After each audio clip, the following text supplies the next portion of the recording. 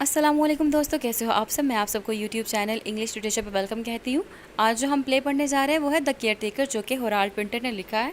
इस वीडियो के अंदर जो हम डिस्कस करने वाले हैं वो है इंट्रोडक्शन ऑफ द राइटर, फिर हम करैक्टर लिस्ट की बात करेंगे, फिर हम समरी को डिस्कस करेंगे, फिर हम लोग थीम्स को बात करेंगे, फिर उसके बाद हम कुछ इंपॉर्टेंट क्वेश्चंस को जानेंगे और फिर हम लोग इसके ऊपर एक क्विज़ करने वाला है जो कि इस वीडियो का इंटरेस्टिंग पार्ट होगा।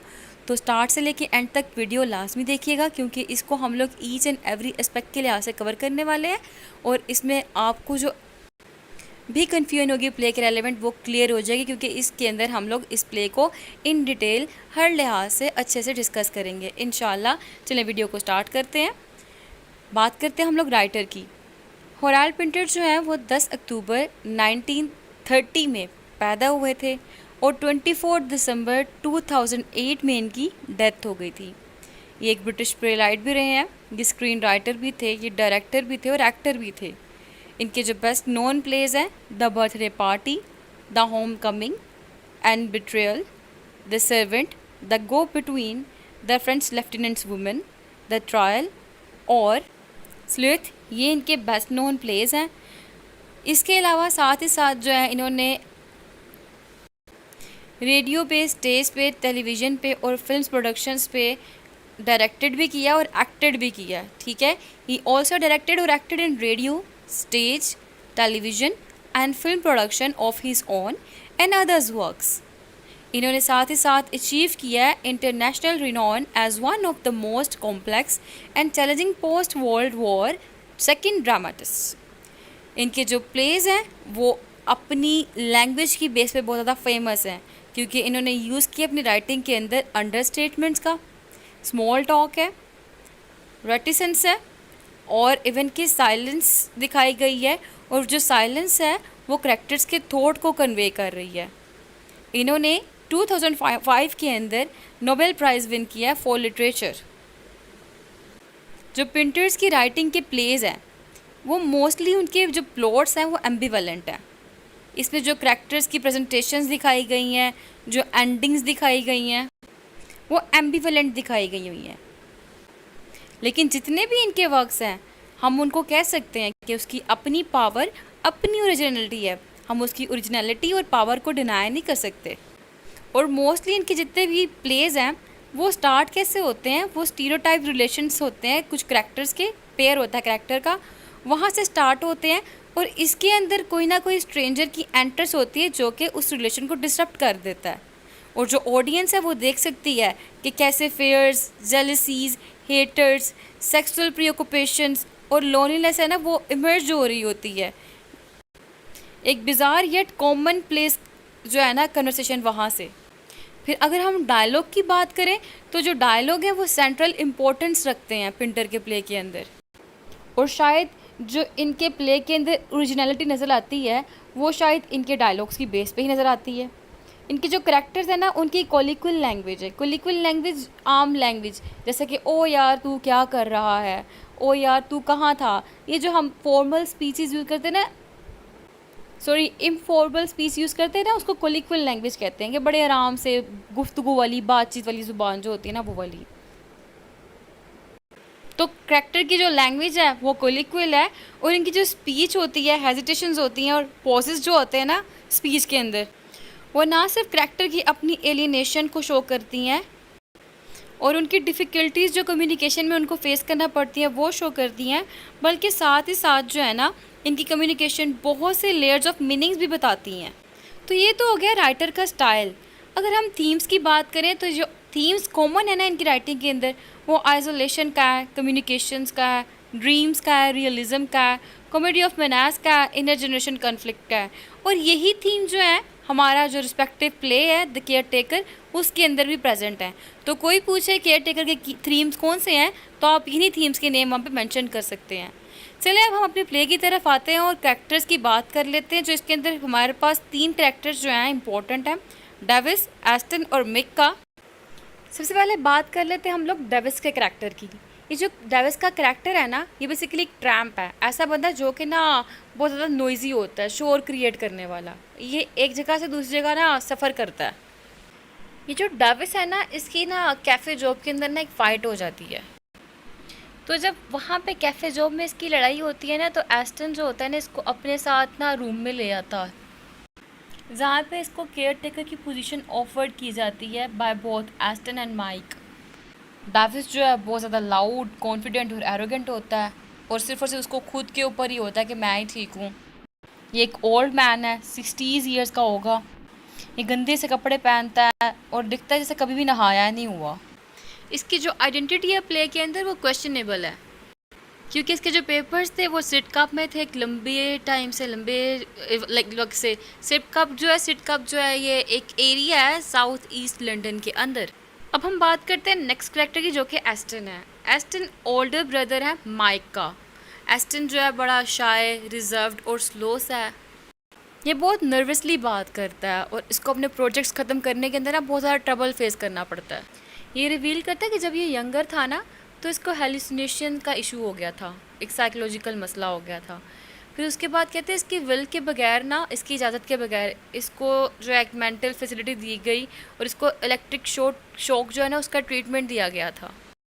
और ये भी बताता है कि इसको जो है ना फिर अपने जो थॉट्स है ना उसको एक ऑर्डर देने के लिए डिफ़िकल्टी फेस करना पड़ती है। ये बड़ा कंपैशनेट किस्म का बंदा है जो डेविस को ना रहने के लिए जगह भी देता है और उसको एक जॉब भी ऑफ़र करता है। इसका माइक के साथ बहुत अच्छा रिलेशनशिप है, लेकिन ये दोनों आपस में बात तो नहीं करते। खैर, अब आते हैं थर्ड करैक्टर की तरफ, जो कि माइक है। माइक यंगर ब्रदर है एस्टन का। ये बहुत मिस्टीरियस और कॉम्प्लेक्स किस्म का बंदा है। ये अपने भाई की ना बहुत ज़्यादा केयर करता है और ये बड़े ही स्किलफुली ना धोखा देता है, डिसीव करता है डेविस को। ठीक है, ये बहुत इंटेलिजेंट है और एम्बिशियस किस्म का है। और स्टोरी में ना फ्रीक्वेंटली ये अपने प्रोजेक्ट्स और डिज़ायर्स को एक्सपैंड करने के बारे में बात करता है। ये अपने रूम से ज़्यादातर बाहर ही रहता है, लेकिन जो डेविस की एंट्रेस है ना ये उसको भी लाइक नहीं करता है इसके अंदर। मेरे ख्याल से करैक्टर्स का इतना इंट्रोडक्शन काफ़ी है। अब बात करते हैं इंपॉर्टेंट क्वेश्चन की। तो जो थीम्स है मैंने ऊपर मेंशन किए हुए, ये थीम्स इसके इंपॉर्टेंट क्वेश्चंस के तौर पे भी बहुत ज़्यादा इस्तेमाल होते हैं। ठीक है, ख़ास तौर पे पूछा जाता है इनर जनरेशन कन्फ्लिक्ट के बारे में। ट्रेजेडी कॉमेडी इंपॉर्टेंट क्वेश्चन है। अब्सर्डिज्म, अब्सर्ड प्ले और एग्जिस्टेंशियल प्ले जो है ना इंपॉर्टेंट है। राइटर का स्टाइल इंपॉर्टेंट है और कैरेक्टर्स तीनों के तीनों इंपॉर्टेंट है। अब हम डिस्कस करते हैं इसकी समरी को। जो द केयर टेकर है ना, ये क्लासिकल जो है ना क्लासिक ट्रेजेडी कॉमेडी प्ले है जो कि होराल्ड पिंटर ने लिखा है। ये फर्स्ट परफॉर्म किया गया था 1960 में और बाद में ये पिंटर का फर्स्ट कमर्शियली सक्सेसफुल प्रोडक्शन बन गया था। ये जो प्ले है ना ये बताता है कि कैसे पावर, एलिजेंस और करप्टेड इनोसेंस जो है ना कैसे अफेक्ट करते हैं एक लोनली ट्रैम्प को और दो ब्रदर्स को जिनसे वो मिलते हैं आपस में। ये बेसिकली 3 एक्ट प्ले है जो कि पिंटर्स के 6 वर्क के अंदर आता है, यानी कि 6 नंबर का ये वर्क है। जो पेंटर है ना उसने इसके अंदर साइकोलॉजिकल डेप्थ की बात की है और इसका जो प्ले का फोकस है ना मोस्टली वो ट्रांसलेट किया गया है थिएटर के अंदर। तो इस बेस पे जो इसका कंट्रीब्यूशन है ना स्क्रीन राइटिंग, प्ले राइटिंग और पोइट्री की बेस पे इसने रिसीव किया 2005 के अंदर नोबेल प्राइज़ लिटरेचर की फील्ड के अंदर। ठीक है, जिसको कहते हैं 2005 नोबेल प्राइज़ फॉर लिटरेचर। और ये one of the most influential play rights माना जाता है मॉडर्न टाइम्स का।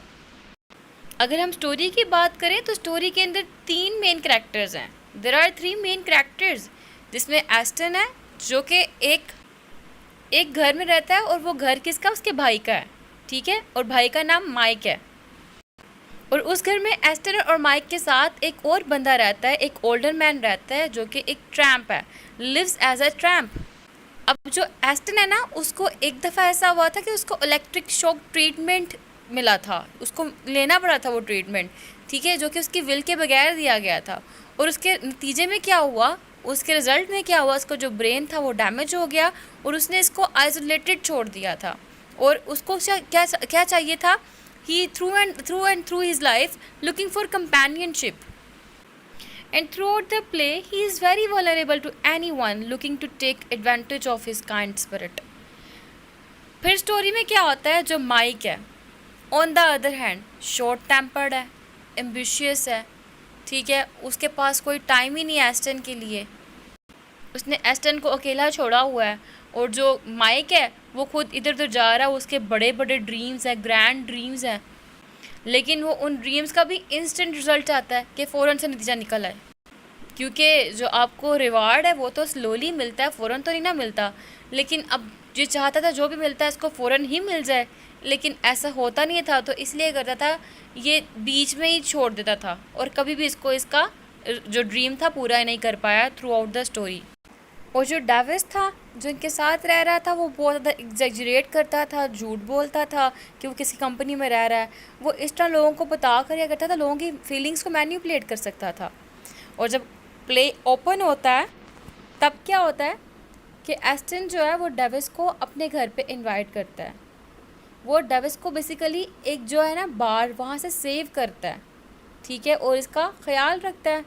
जब डेविस जो है वो फ्लैट के अंदर आ जाता है, जिस फ्लैट के अंदर ये रह रहे हैं, इनका फ्लैट कौन सा था मैं बता दूँ आपको। इनका जो फ्लैट था ना वो वेस्ट लंदन के अंदर था। ये 1950s का टाइम पीरियड है, विंटर का मौसम है, ठीक है। तो जो प्ले शुरू होता है ना वो माइक बैठा होता है अपने बेडरूम के अंदर और वो है ना डोर के खुलने की आवाज़ सुनता है। तो फिर वो खुलने के बाद दरवाज़ा बंद होने की आवाज़ सुनता है। तब एस्टन अपने भाई, जो इसका भाई है ना, अपने भाई जो माइक के घर आता है जहाँ पे अपने भाई के साथ रह रहा है, वो डेविस नाम का एक ओल्ड बंदा होता है, उसको अपने साथ लेके आता है, ठीक है। जो एस्टन होता है ना वो बेसिकली डेविस की हेल्प करता है। एक कैफ़े के अंदर ना फ़ाइट हो जाती है उसकी, तो वहाँ से ना फ़ाइट के बाद वो वहाँ से डेविस को अपने घर ले आता है, अपने भाई के घर, माइक के घर। घर किसका है? माइक का है। माइक के साथ उसका भाई एस्टन भी रह रहा है।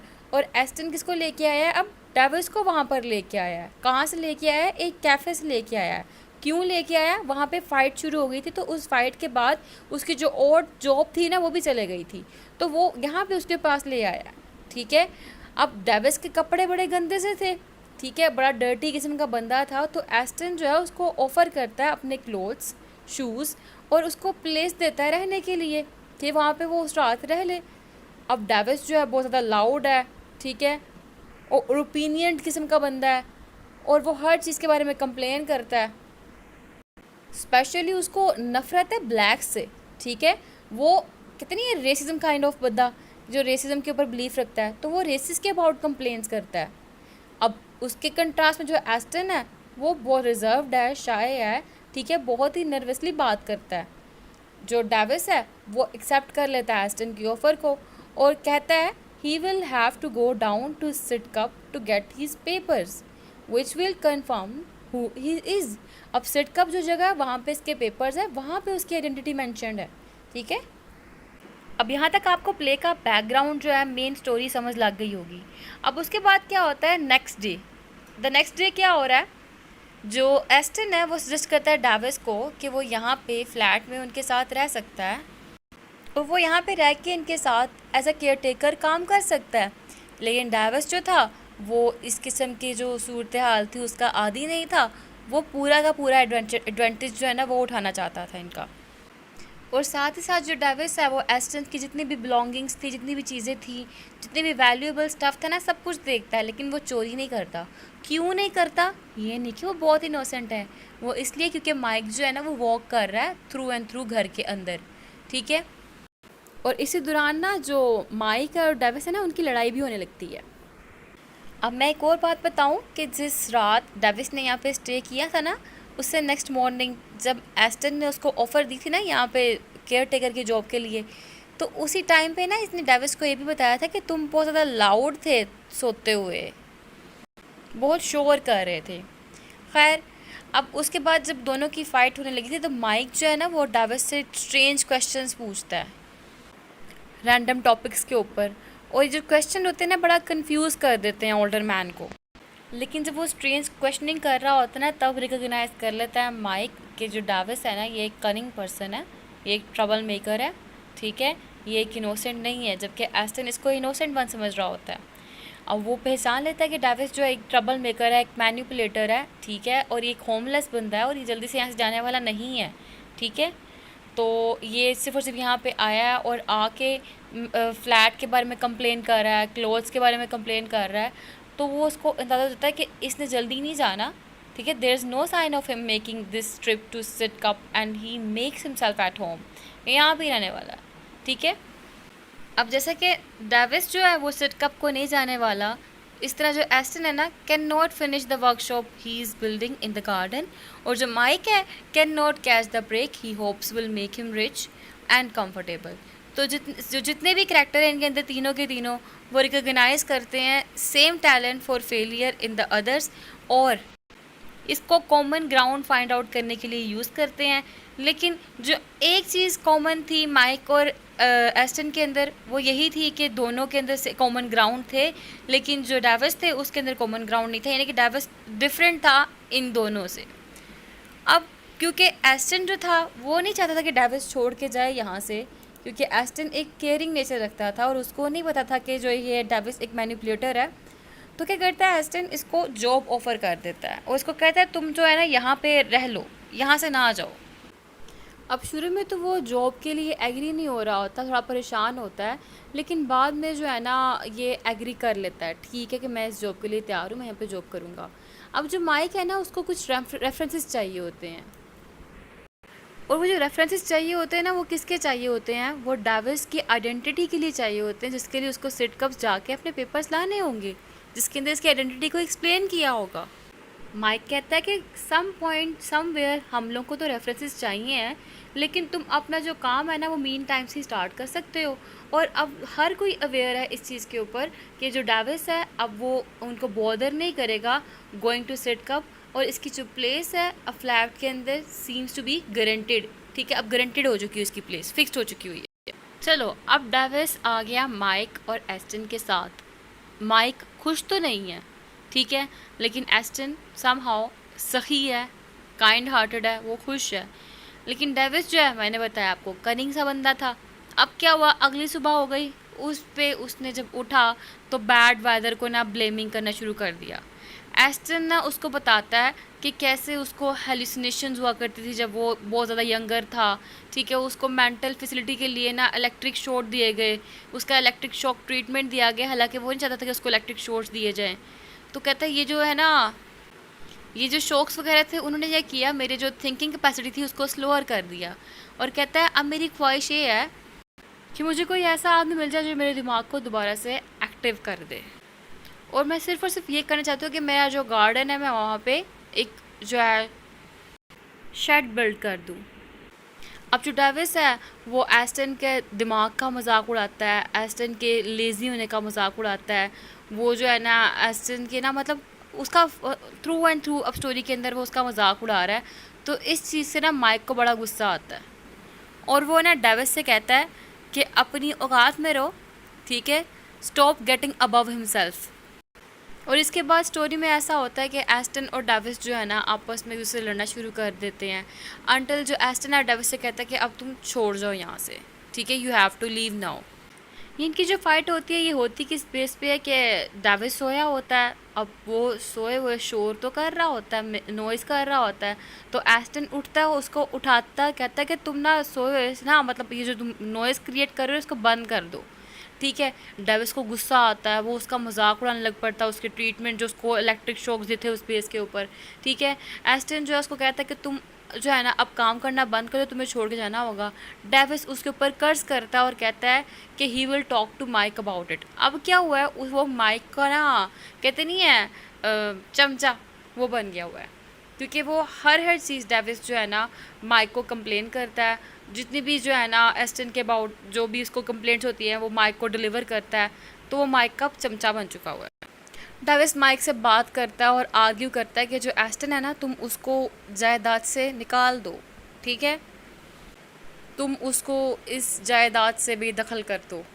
माइक प्रिटेंड करता है कि हाँ वो एग्री हो गया इसकी बात से, लेकिन बाद में वो डेविस से पूछता है उसके क्लेम्स के अबाउट कि तुमने कहा था तुम एक मतलब kind of expert interior decorator हो।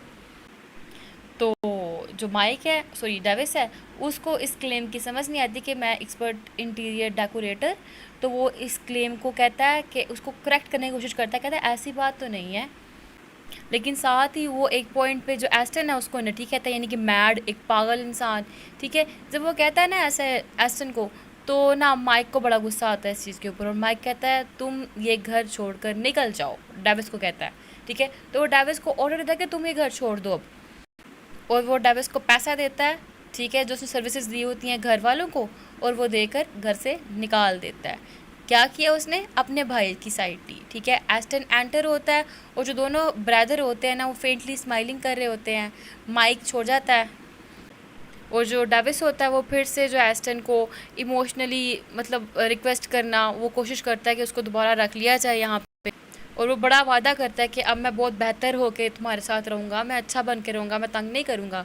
और जो एस्टन होता है वो क्या कहता है? Davis makes too much noise, ठीक है। वो ये कहता है, कर्टन जो है वो गिर जाते हैं और जो प्ले है वो यहाँ पे ख़त्म हो जाता है। अब हम स्टार्ट करने लगे हैं very interesting part of this video which is MCQs। Quiz start करते हैं। What nationality is Pinter? Pinter की क्या नेशनैलिटी है? हाँ जी, बताएं आप क्या नेशनैलिटी है उसकी। आपके पास है 2 सेकंड, आंसर को लिख ले, बाद में मैच करिएगा। जी, इसका आंसर है C, British. Next question, Pinter's play is, अब जो ये प्ले है ये क्या था? ट्रेजेडी था, part of the theatre of the absurd genre, और एक कॉमेडी था, या फिर ऑल अबव? जी, ऑल अबव। नेक्स्ट क्वेश्चन आपकी स्क्रीन पे, the play was first performed in, सबसे पहले प्ले कब परफॉर्म किया गया? टिक टिक 1 2 3 and the right answer is 1960। उसके बाद जो क्वेश्चन आपकी स्क्रीन पे है वो है डेविस इज़ अ, क्या था डेविस इन चारों में से? ऑफ कोर्स एक ट्रैम्प था। Next question, who allows Aston to receive the treatment? किसने कहा था? Mike, his mother, Davies, his father? किसने कहा था? इसकी मदर ने। जी कंप्यूटर, अगला सवाल आपकी स्क्रीन पे 10,000 रुपये के लिए। The play is considered an example of, किसकी एग्जाम्पल? जी बिल्कुल ठीक, the theatre of the absurd. Next question, Pinter is compare to, किसके साथ पिंटर को कंपेयर किया गया? बैकेट के साथ। Thank you so much for watching this video. Please subscribe our channel and share this video with your friends and classmates too. Allah Hafiz.